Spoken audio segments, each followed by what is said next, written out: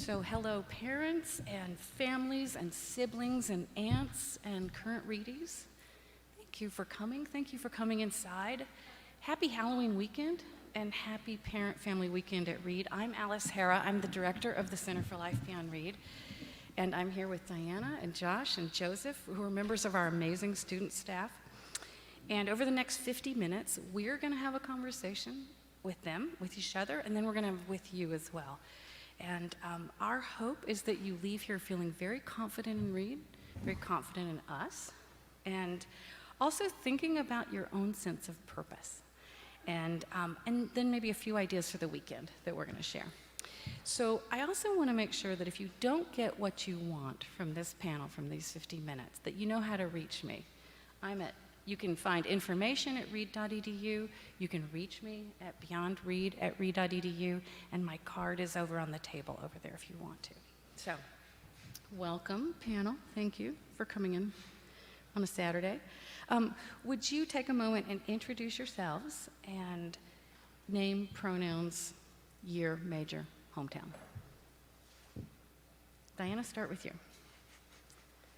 Hi, everyone. My name is Diana Wong, and I use she, her pronouns. I am a junior religion major, and I'm from Inner Mongolia, China. Can everyone hear me okay? I don't know. Okay, good. I'm Joseph. I use he, him pronouns. I'm a senior philosophy major from Phoenix, Arizona.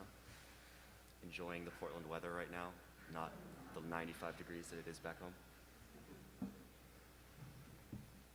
My name is Josh. I use he, him pronouns. I am a junior comparative race and ethnicity studies major, and I'm from San Francisco. So I just have a question because a lot of parents here first years. What drew you to Reed? Diana, why don't you go? It's a very complicated question. Of course, there are many reasons. I think before I come to Reed, I lived in Shanghai for many years, and one of my goals for college is actually to find a place where I can escape the weather like Shanghai. And after I came to Portland, I realized that goal has failed. A big part that draws me to Reed is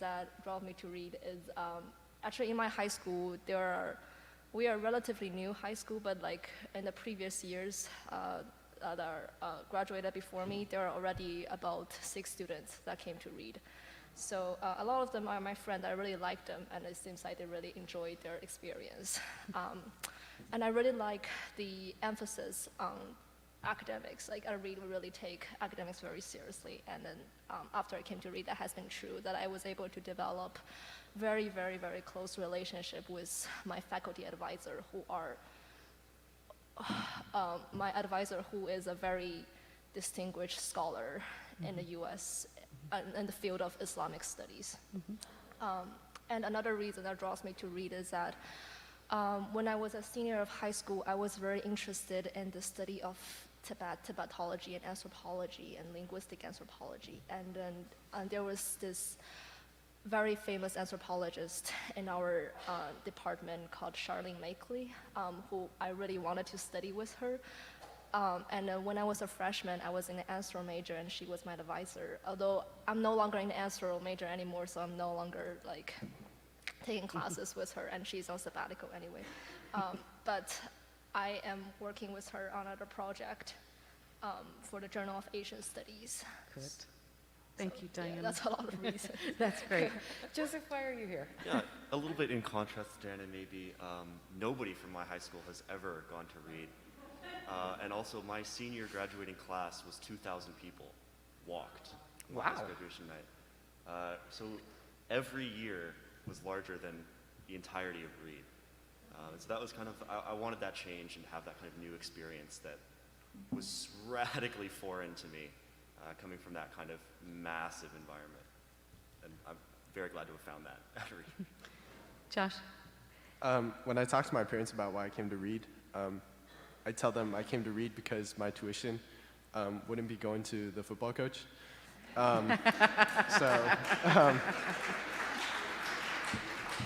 But yeah, I came to Reed because I think when I visited, I saw like how if you wanted or asked for help, that there were resources for you. And I don't think I could say the same about my high school. I could tell, like, if you needed help in career services or academics or finding an on-campus jobs, there's ways that people can help you. And that was what drew me to Reed. That's great. Thank you all. And if we have time at the end, I'll tell you my story about how I came to Reed.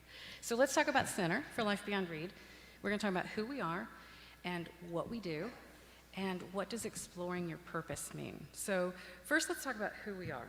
So our team, professional team, is a tiny, mighty team of 3 professional advisors, employer relations, and an operations manager, and our beloved student staff. So we have the honor and joy of working with your student scholars throughout the year, throughout all their years, helping them explore their purpose, helping them develop their plans at and beyond Reed.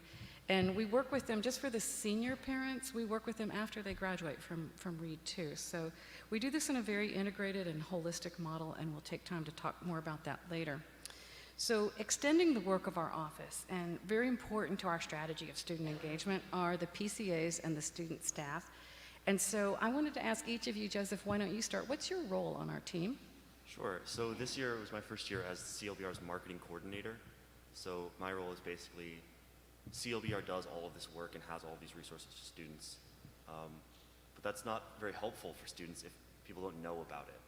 It's not getting out there to them.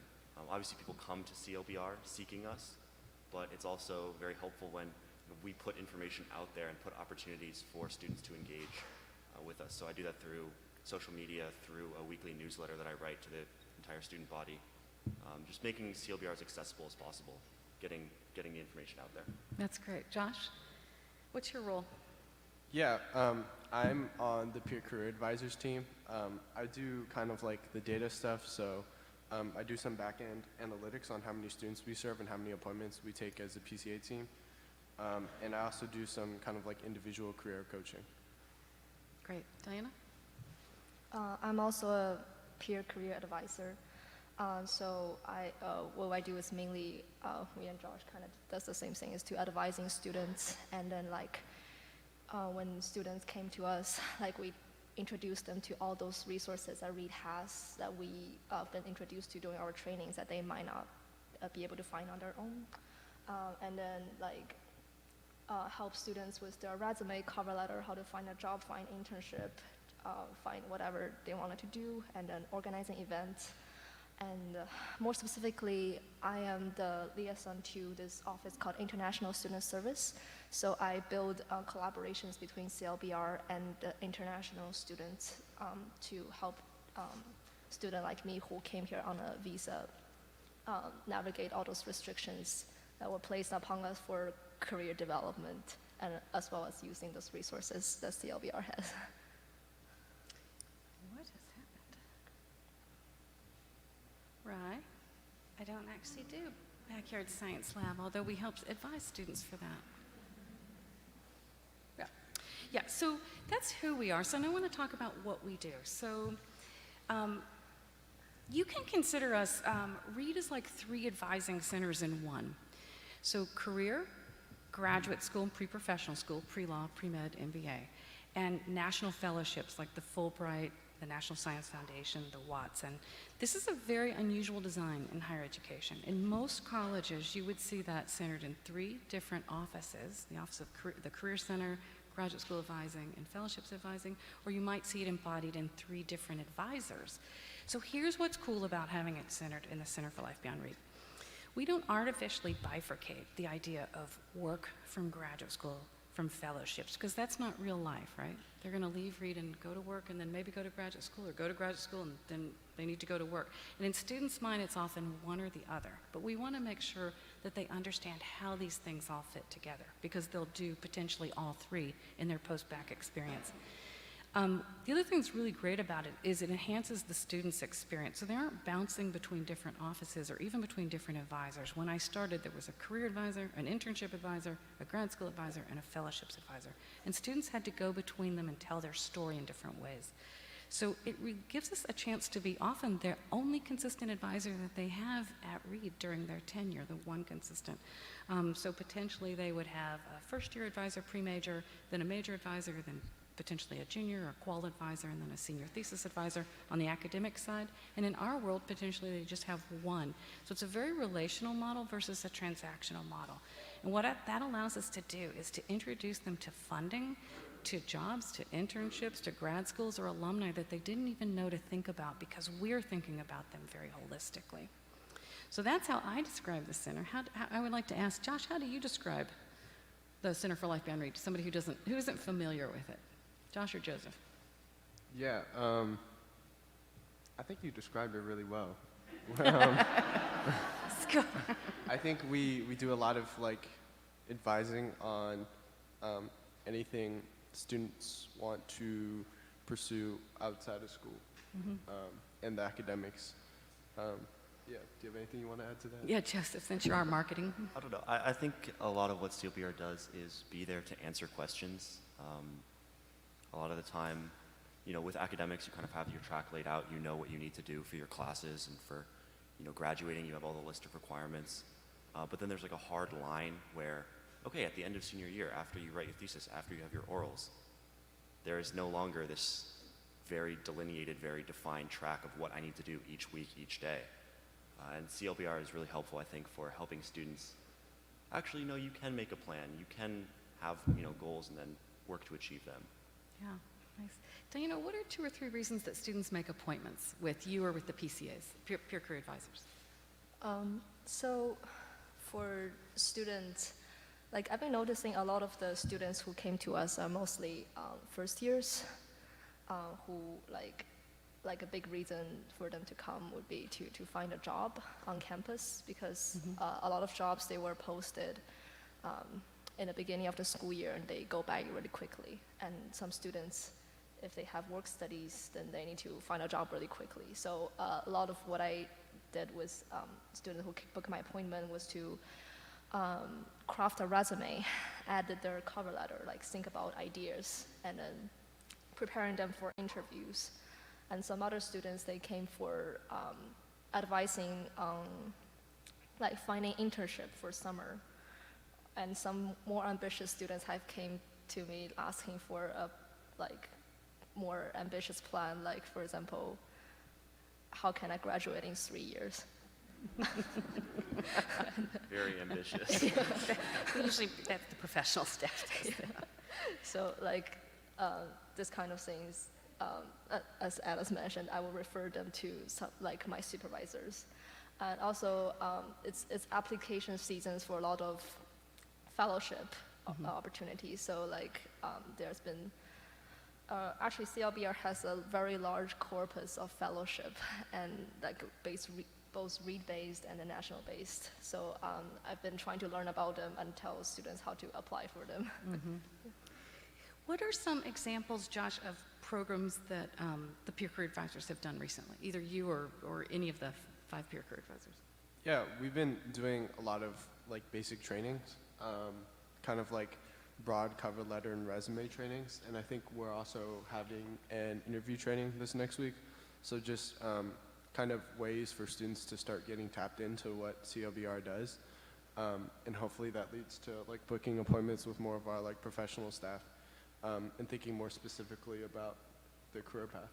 Yeah, thank you. So that's a little bit about who we are and what we do. Again, we're primarily an advising center, primarily one-on-one advising with our professional staff in a very relational way, and also with the peer career advisors in all of these areas integrated from the first year that the student arrives. So let's talk about why. I want you to take a moment, and I really mean this, take a moment, and think about what you've done since your undergraduate days. Think about the jobs you've applied to, the promotions you've applied to, the continuing ed or the graduate schools you've applied to, the funding you've applied to. Just take a minute and think about that. How many times you've had to do that. It was dozens, I bet. And so one of the things that we really think is important is that we teach lifelong skills with 3 very clear goals for our students. And rather than being the resume folks, what we're helping them do is make sure that all students are able to translate their strengths and interests into a field that they find purposeful. We start there, and we're going to talk a little bit more about how you start with your sense of purpose. We help them plan. We want all students to be able to plan and apply for their post-bac destination in all three of these areas, to know how to do them because they will probably do them in their post-bac. And to practice, we want students to know how to articulate the value of a Reed education, and especially the thesis. That's the capstone of a Reed education. And I'll tell you, in the 6 years that I've been here, it is really amazing what happens to the undergraduate brain and the undergraduate mind when it goes through the process of a Reed education, and particularly working on a year-long independent project of unique scholarship. It really is just absolutely amazing what happens. We want them to be able to articulate that. The other thing that we want to do is, in addition to teaching these 3 lifelong skills, we want to be able to connect with student success. That's really our why. We're not over there. We're not beyond Reed. We need to be connected with all aspects of student success and Reed success. And so these are things that you may not have considered a career center being connected to. Academic experience, mental health. It's an act of well-being to make an appointment to come see even a peer career advisor or a professional advisor.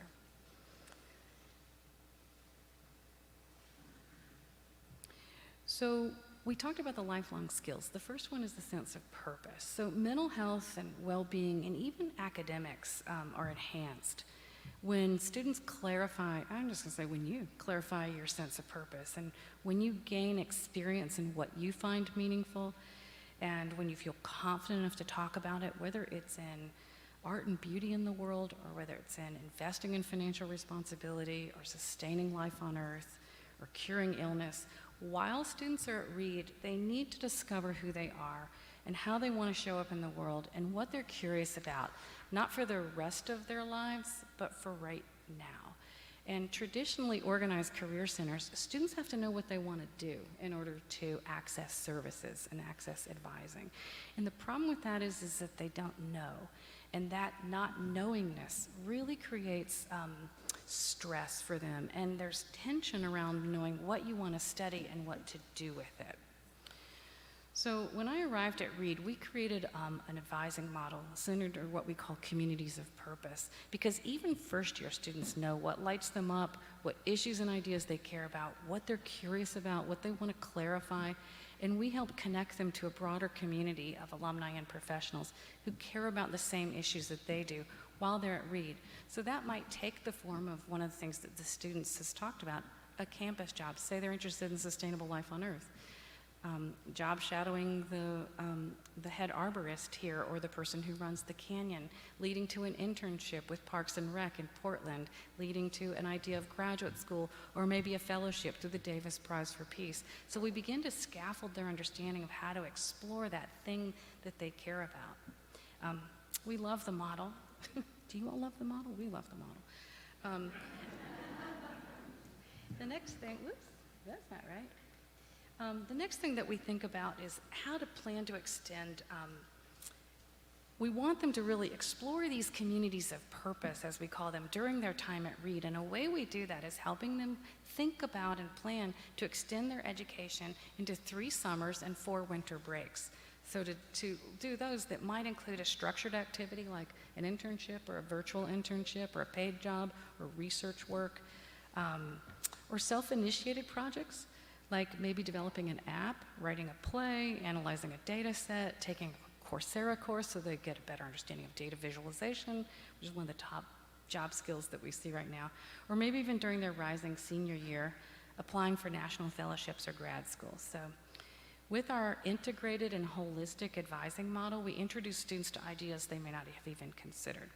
So one recent example I have, I'll tell a little student story, is we were working with a biology sophomore, and over the summer, she was working to analyze data. We got some data sets from institutional research. She was looking at underrepresented minorities, retention in the STEM fields. And she had to learn Excel on her own, took a class, fell in love with data sets, came back this fall, like a month ago, and changed her major to computer science. So it's still the same community of purpose. It's still human potential. How do we help underrepresented students retain in STEM? But now she's not looking at it through the science lens academically. She's looking at it through computer science and data analytics. So all of these things we have to put into practice, right? One sense of purpose, how do you plan, and now we want to practice. So now we want to tell that was a student story I was going to tell. So now I want to ask you all, what are some examples that you've seen from yourself or other students?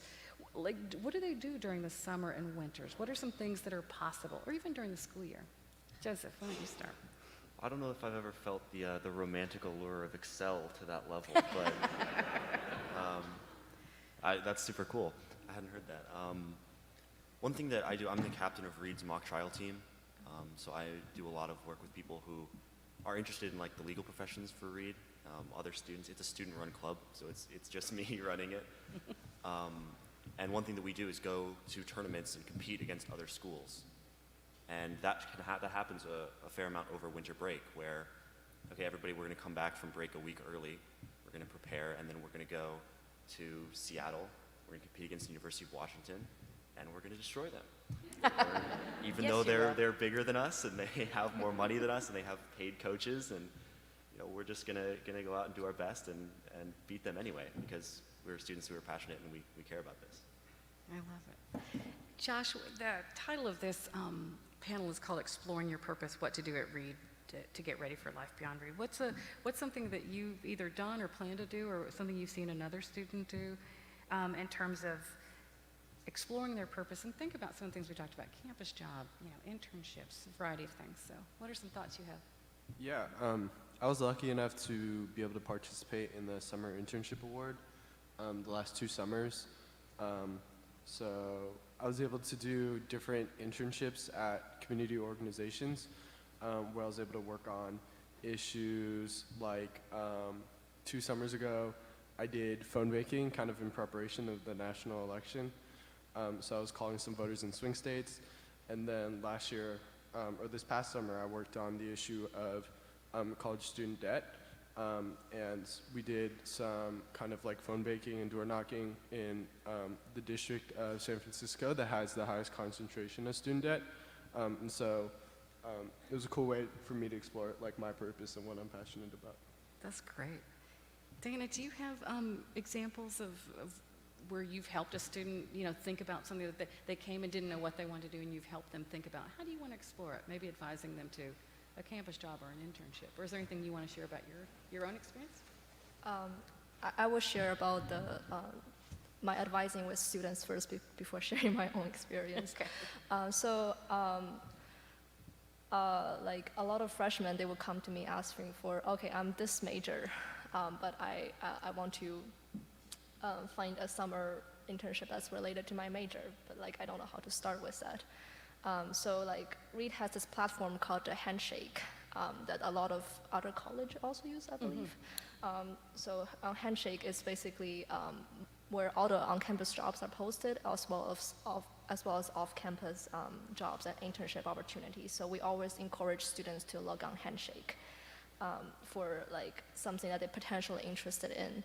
However, there were many other opportunities outside of the realm of Handshake. And one thing that's very special about Reed's alumni network system is that on Iris, you can basically search for all the alumni that has graduated, that are still living. That's based on their major, their graduation year, what the industry they are working in. And that has helped many students find job shadowing opportunities and professional development opportunities. So I always encourage people to look for alumni and like connect them on LinkedIn or just reach out to them. If they are in Portland, I will encourage them to like ask for job shadowing opportunities to like maybe work with them. And the CLBR actually has a very detailed documentations on how to do that. So that's about how I advising first year students. And in terms of me, we talked a lot about plannings, but I think one thing to acknowledge that for the past 2 years, planning for summer has been really hard. For my case, I have actually planned for both summer to, I try to go home and do nothing, but that just did not happen. So after I came to Reed, I've been working on a lot of on-campus jobs because the day before I came to Portland, my parents realized I need to have some cash, so we went to the bank, and then they said, sorry, we don't have any US dollars. So I came to the United States with $42, and it was like very imperative to find a job. Yeah, so I worked on a lot of on-campus jobs that I feel very competent in, like advising students to do to find on-campus jobs. And for the summer, I have applied to 2 fellowships related to the music departments that enabled me to do independent projects with like musicians in Portland. And for both of those fellowships, I have used the help of CLBR peer career advising very extensively. And I've also applied to the Career Advancement Fund, which is like $500 for career development that every student can apply to every year. And I participated in the intensive Sanskrit program, which has been really helpful for my major development. Mm-hmm. Thank you. So I wanted to sort of weave together everything for you and kind of make a bit of a list. I didn't want to start out with a list. I want you to hear from them first, but let me tell you some of the things that your students can participate in. So you heard about one-on-one professional advising. Based around communities of purpose, a student makes a decision about where they want to begin their journey. If they want to talk about, well, the list was up there, sustainable life on Earth, care and cure of illness, globalization and diplomacy, they tend to know where they want to go, and they make appointments starting there with that advisor. First-year students tend to work with our peer career advisors, as they said, and then they refer them to us as well. Initially, that's where they get started. It's better for them to begin with you can imagine them rather than us, and because sophomores, juniors, and seniors who are trained through the peer career advising program really have a great way of doing wayfinding with first-year students and then bringing them to us. So a list of other things. They can attend employer events that we have. We've run 15 Wisdom Quest already, which is 4 to 5 alumni in very key fields like journalism or data science, and students join in there and practice. Don't just listen to what the job career path was, but actually get coached by the alumni on what their next step is. So we just ran 15 of those. We have virtual career fairs. We did one recently with about 29 employers. Actually, that was during the summer. We do all kinds of workshops on graduate school, soft skills, summer and winter planning, alumni panels. I think the peer career advisors did LinkedIn for introverts. That was what I'm trying to figure out. So the peer career advisors are programming, as are we. Senior drop-in for seniors is every Friday in our office, Prexy, from 1 to 3, whatever they're working on, including I have no idea what to work on. That's one of the reasons that students come to us. I have no idea what I want to do. We specialize in I'm not sure what I want to do. We're present in Commons. Have you all seen us drop in every Wednesday and Thursday? Students are just coming up to us there if they have a quick question. We have hundreds of paid internships and jobs that are curated by my team through the Handshake platform that Diana talked about. They can apply for a summer internship award in March, which is up to $4,000 to work at a nonprofit that might be unpaid or underpaid in some of the critical fields of journalism, publishing, art, social justice, social work, government. We don't want to disadvantage students who need the experience in those spaces just because they wouldn't be able to afford it, so that's one. They mentioned the Career Advancement Fund. We do that every single Monday. It's like Christmas every Monday in our office. Students who apply even from their first year up to $500 for anything that might advance their career. That might be their first professional suit of clothes because they have an interview coming up. It might be registration to go to an academic conference or a professional conference. It might be GRE fees or OPT fee for the students, international students.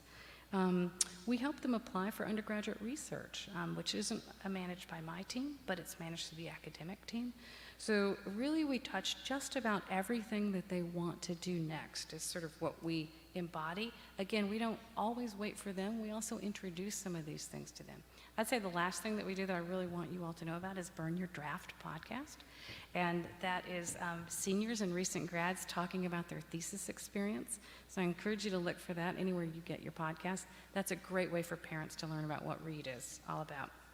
So now I have a question for you. There's a long list of things that CLBR does. You've mentioned some, we've mentioned some. Joseph, how do they find out about these possibilities? How do they find out about all the opportunities that are available? Well, one thing that I think might be really cool is if there was, I don't know, a student worker who would compile all of CLBR's information into a weekly newsletter that he then sent out to the entire student body. Do it. Whether they want it or not, it goes out to them. I think that's a lot of people's first point of engagement with CLBR is through this newsletter. It's really just like very bare bones. Here's some jobs, here's some opportunities, here's some events on campus. Here's a little bit about what we do and where you can come if you need to know more.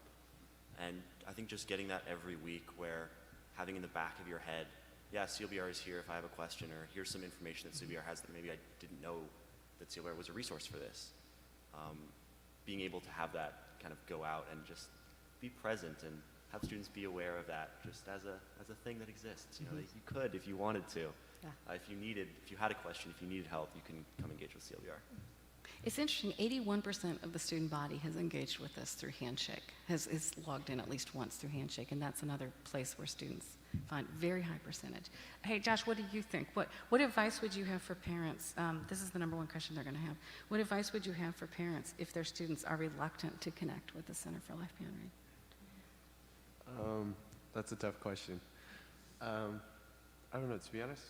I'm not a parent, so I feel like kind of hesitant to be giving like parents advice about That's fair. how to kind of raise your kid, I guess. But I think it's important to have like open discussions. At least for me, like I talk to my parents about like kind of where my head's at with after graduating from Reed, and talk to them about like different things I'm enjoying through my schooling or through my kind of like extracurricular activities and different passions that I'm interested in pursuing. And I think having that discussion is important. And maybe if you're having that discussion, you can be like, hey, I went to this talk and some students were talking about the Center of Life Beyond Read. So I think that's a good way to encourage your child to come to us. Good. Joseph or Diane, do you have any other thoughts? Yeah, one thing that I think I reflect back on is I remember years and years, before I was applying to colleges, I would go to these like family dinners and people would always ask, oh, so where are you thinking of applying to? And it's like, well, okay, I don't know yet. Then finally I had an answer for that. It's like, oh, well, where are you going to go? It's like, well, okay, I don't know yet. I need to decide. Then I finally went somewhere and they're like, oh, what are you going to do after you graduate? Mm-hmm. It's like, well, okay, I guess I'll figure that out. I spent 3 years thinking about that, and finally it's like, oh, you're going to go to law school. Okay, what kind of law do you want to do? And it's like, there's like, I really think I thought there was going to be an end, but there isn't. And I think that's one thing that I enjoy about kind of CLBR's resources is instead of just me thinking about what I know about like opportunities and things that I could do in the world, there's these people who know a lot about opportunities and what you can do in the world, who can, you can't pursue an opportunity if you don't know that it exists. So just talking with people who have a broader range of knowledge than I did when I was just like trying to answer these questions was very, very helpful for me.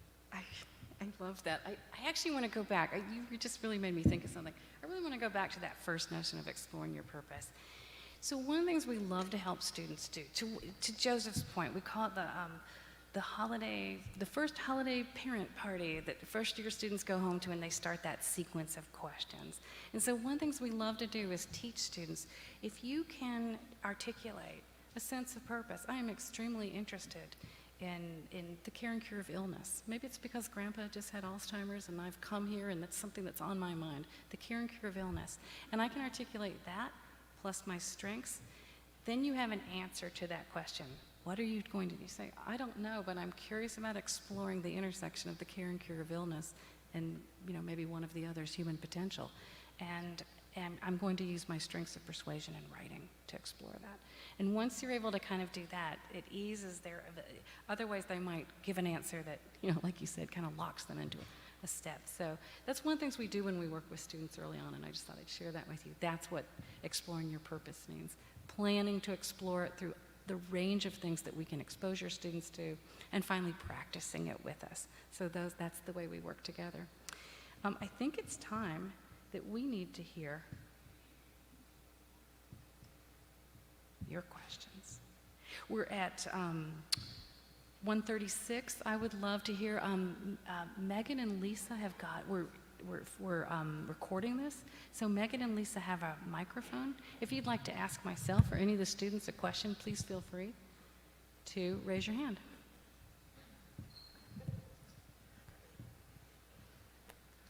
We have about 10 minutes, and if there aren't questions, we have Microphone's coming. ideas. It's on its way. Okay. Hand delivery. Hi, thank you. Whoa, that was loud, sorry. This seems like an amazing resource for our students.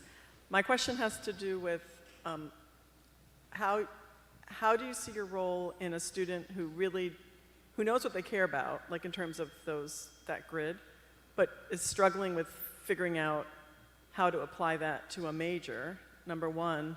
And I've always felt that summer opportunities and breaks are the time to sort of almost like practice, explore and fine-tune that. So I guess the question is, it's a little bit about life beyond read, but it's also how do you connect the purpose to a course of study? It's all of that. It's the intersection of all of that. How do you help a student that way? This is a hypothetical student, of course. Yes, we see your name back there. That's such a great question, and I would say, if I can start, and maybe you all have some thoughts on this, but I would say we as advisors are very major agnostic. We really want to know if a student's interested. I just worked with a wonderful student a physics major, who went to DC on a summer internship award that she won through the Center for Life Beyond Read. And she worked for a social service in DC for mental health. But she did it through her data. Again, she was a computer science. Sorry, I'm giving 2 computer science examples, and I have lots of arts examples, but this is another one. And so what we could see is, rather than being major agnostic and saying, where is your science? How does this relate to your science? It's really, how does it relate to what it is you're interested in doing? And she is now completely excited about realizing she had no idea that she could apply her data skills to a nonprofit. And so she's going to move in that space. She'll stay a computer science major, but we were able to help excite her about that.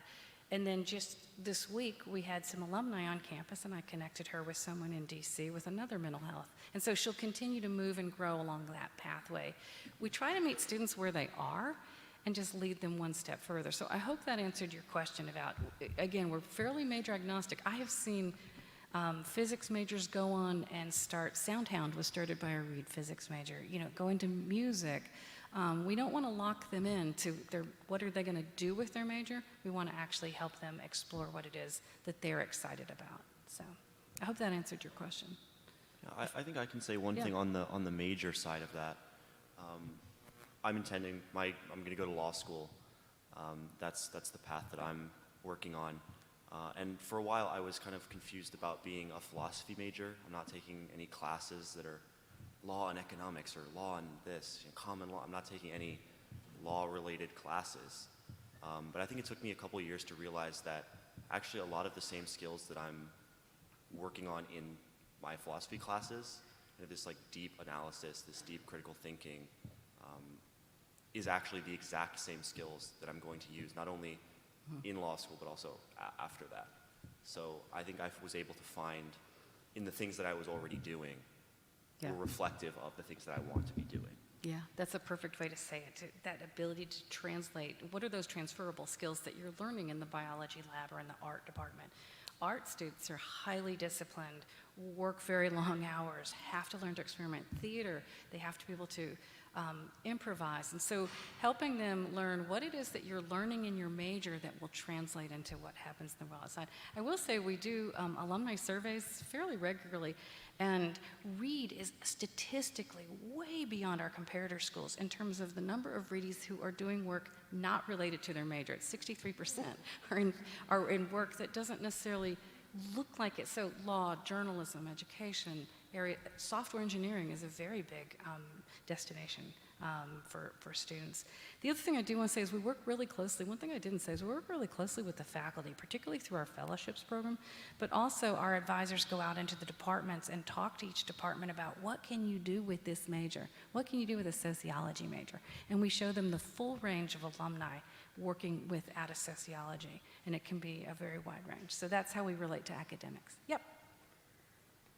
Hi, I'm really excited about the grid of the different purposes as well. I think that is just such a unique way of organizing the possibilities for students. Our daughter is really interested in the cure and care of illness and is likely pre-med or pre-health in some way. And we recognize that medical schools are very interested in well-rounded students. However, she is beginning to look at some of the requirements for medical schools, and there are significant science classes that are involved, and she's trying to put together all of the different academic requirements that she may need. So where can she get advice on how to put together her academic requirements and the other pieces that she just needs to explore for possible medical school application? Yeah, thank you for asking. One of the things I'd love to do is expose more Reedies to healthcare. 1 out of 5 jobs by 2030 will be in healthcare. And not just medical school, but a broad range of public health and things. So one of the advisors on my team who does science and tech is also pre-med advisor, but more importantly on the academic side, we have 5 pre-med faculty advisors. And so we can connect afterwards, but she would definitely connect with one of them to do her academic planning too. We have a nice relationship with Oregon Health and Sciences University up on the hill. It's about 10 minutes away. It's a really fun tram ride. I recommend it today or tomorrow. Up to the top of the hill. We have 198 Reedies that work up at OHSU. And so one of the things we love to do also is connect our, as they do their academic planning, we'd like them to get some clinical experience too and some volunteer time. And so, great, fantastic. I think we have time for one more question, and it might be you.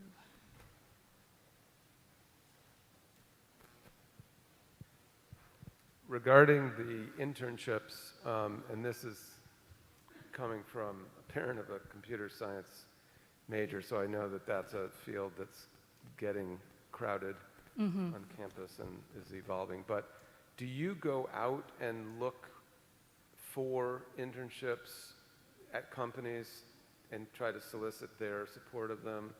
Or do you just, wait for them to come to some sort of a forum or website that you have? How does that work? No, it's a great question. And just so you know, my background is before I came to Reed, I was at Northwestern University, and I was the head of employer recruiting there for 8 of the 9 colleges under the umbrella of Northwestern. So this is an area that I really love. And when I came here, I created a full-time employer relations position, which is great for a school this size. And so we do outreach. We've actually traveled up to Seattle quite a few times to work with Microsoft and Tableau and a couple areas to bring internships here. About 4,300 employers reach out to Reedies through Handshake. So that is, they're requesting to recruit with Reedies through Handshake. And we also, the top 10 companies that Reedies are employed happen to be tech firms, Apple, Google, Facebook, OHSU, Intel, Microsoft.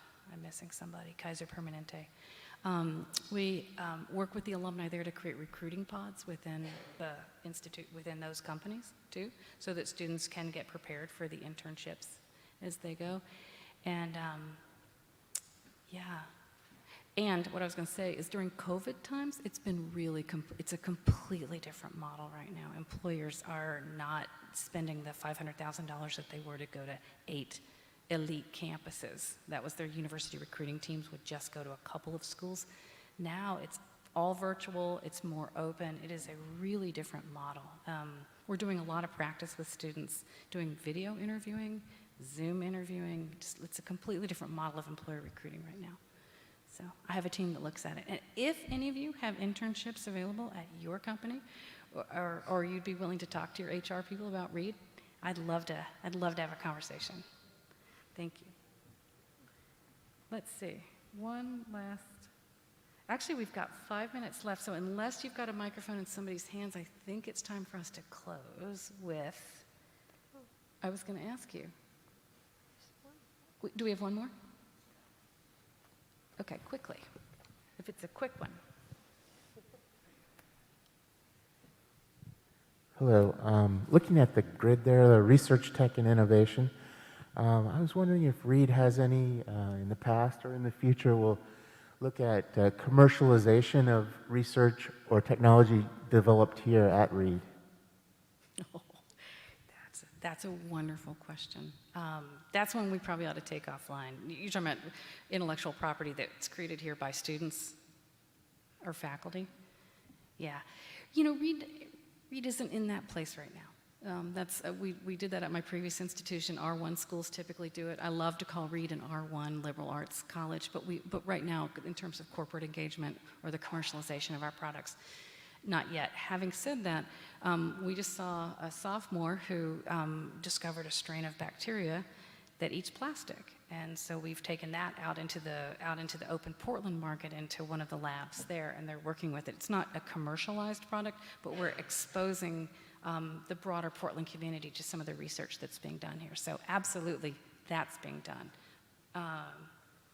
Okay, and we can talk more. Wait, one more. So wait, oh, okay. How will you support students in a year or two after they've graduated from Reed? After they graduate from Reed? Yeah. Yeah. Maybe they're still figuring things out. Yeah, we do. So that's a great question. The answer is we support them with all services once they've posted.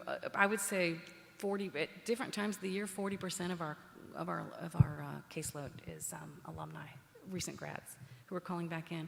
We're really good. 6 months out, we start reaching out to them to make sure that they have found a place, and if they haven't, we call them and we say, I mean, we're lucky enough to be a small school to have almost that concierge level of, of attention to our recent grads. So we remain very active with our recent grads. Okay, well, it's time to close. I wanted to say this has been really fun. It's been really fun to talk to you all, because I see you a lot, but it's fun to talk to you all. I want to close out by each of them giving you a piece of advice for a favorite place or what to do in Portland while you're here. Josh.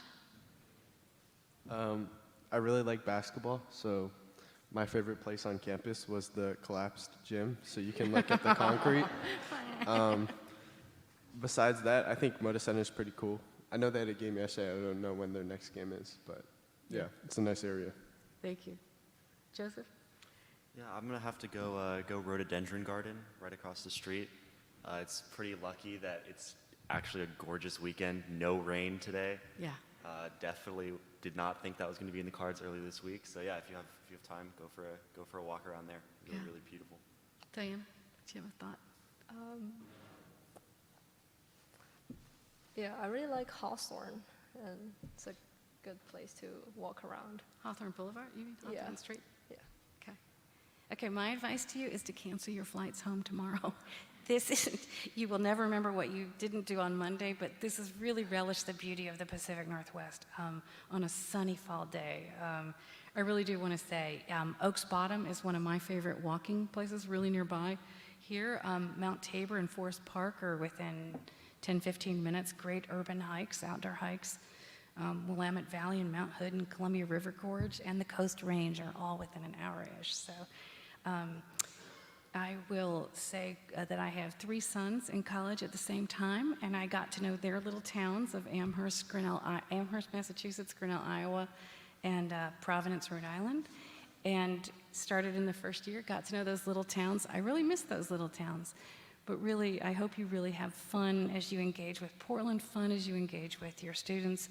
I also just want to close by acknowledging that while we're enjoying an almost normal weekend, and it's terrific to see you and it's terrific to see you all, there is still a global pandemic at play. And I do want to say that if you've struggled through the COVID times, or if your students have, or if your children have in other ways, or if you've lost friends or family members, I'm with you. And I really think that that's an important thing to acknowledge, and to know that I hope you're taking good care of yourselves. I hope we are taking good care of your students. And I think one of the best ways forward is to center ourselves in what we find purposeful and meaningful. And what you're curious about and what lights you up are fun things to talk with your students about, and ask them what they're leaning into, whether it's podcasts or books or articles or shows. I think how we express our purpose through our work and our studies is an interesting conversation with them, and that's my advice for the weekend, is I hope you have a great time, and I hope you have good conversations, and I hope you come back soon. Thank you.